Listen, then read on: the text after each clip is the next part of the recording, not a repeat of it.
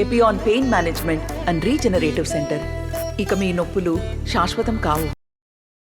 మల్లోగాయన Kalwakurthy, మావునార్ MLA Kalwakurthy, మొత్తం మన పార్లమూరులో ఈరోజు మొత్తం కల్వకుర్తిలోనే నిండిపోయింది.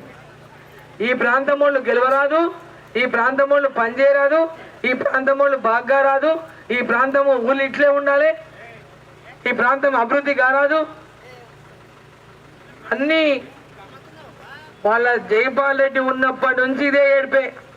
అరుణమ్మని చూసి అందరికి ఏడిపే. వాళ్ళు పని చేయరు, పని చేస్తోళ్ళని చూసి ఓర్వలేరు. పని చేస్తే అరుణమ్మ మంచిగా చేస్తుంది అని చెప్పి ఎవరైనా మాట్లాడితే వాళ్ళ కడుపులో మండుతుంది. కాబట్టి అమ్మలారా, అక్కలారా, అన్నలారా, వాళ్ళ ఓర్పు లేని తనాన్ని ఈరోజు అందరూ కూడా దయచేసి అర్థం చేసుకునండి. వాళ్ళు నోటికి వచ్చినట్లుగా ఎట్లా దుర్భాషలు ఆడుతున్నారు, మర్యాద లేకుండా ఒక ముఖ్యమంత్రి ఎట్లా మాట్లాడుతున్నాడు, ఏం మాట్లాడారు మీరు అందరూ కూడా టీవీలల్లా అన్నిటిలో చూసింది ఆయన మాట్లాడిన మాటలు.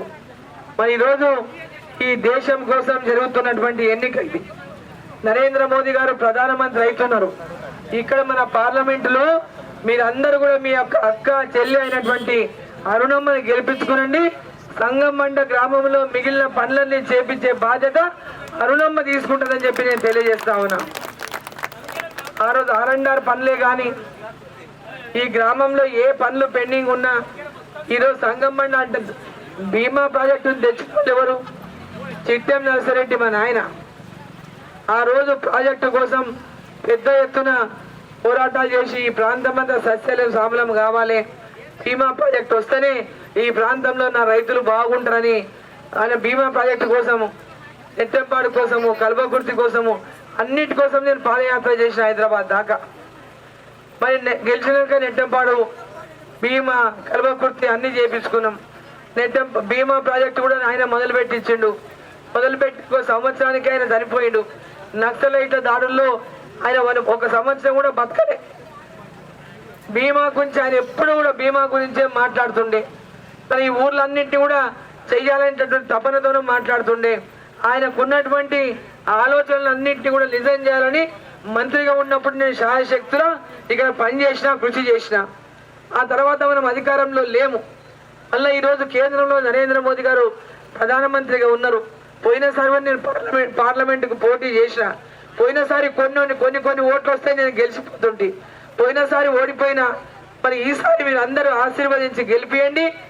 మరి మీ ఆడబిడ్డ, ఈ పాలమూరు బిడ్డ, మీ ప్రాంతంలో మీ అందరితో కలిసి పెరిగిన బిడ్డ, ఈ ప్రాంతంలోనే పుట్టి పెరిగి ఈయన పక్కనే గద్వాలకు గోడలకు పోయినా, ఆడ ఎమ్మెల్యేగా గెలిచిన మంత్రి, 2 సార్లు ఎమ్మెల్యే గెలిచి మంత్రి అయినా, ఒక రోజు కూడా రెస్ట్ తీసుకోకుండా ఓడిన గెలిచిన ప్రజల కోసం పనిచేస్తున్నా.